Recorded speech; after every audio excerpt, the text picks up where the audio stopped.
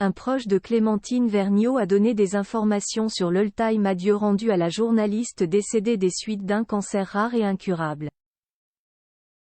Ses obsèques ont eu lieu ce jeudi 28 décembre 2023 à Courlay, dans les Deux-Sèvres. La suite après la publicité journaliste, Clémentine Vergniaud était passionnée par son métier, officiant notamment sur France Info.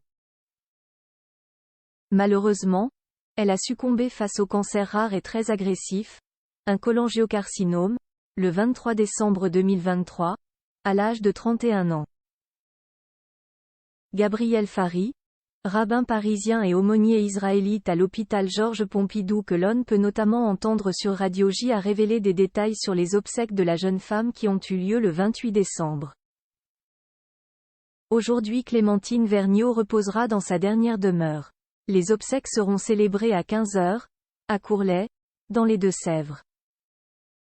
Il y aura une cérémonie laïque à la salle Espace du Midi puis l'enterrement lui-même, dans le village où Clémentine a grandi, auprès de ses parents. Pensez à elle, a écrit le rabbin Gabriel Fary à propos de Clémentine Vergniaud. Si Gabriel Fary dispose de ces détails sur l'ultime hommage de Clémentine Vergniaud, c'est qu'il fait partie de ses proches et a eu le privilège d'assister à son mariage organisé dans sa chambre d'hôpital. Il écrivait ainsi sur X, anciennement Twitter, à propos de celle qu'il surnommait Petit Oiseau et qui souffrait de la même maladie que lui. Elle m'avait fait l'honneur il y a quelques semaines d'assister à leur mariage dans une petite chambre d'hôpital.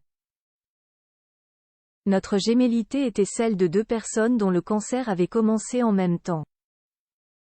Nous échangions constamment et frénétiquement. Elle m'avait demandé de chanter quelque chose pour son mariage. Clémentine Vergniaud avait suscité une immense admiration après son podcast Ma vie face au cancer qui racontait son parcours.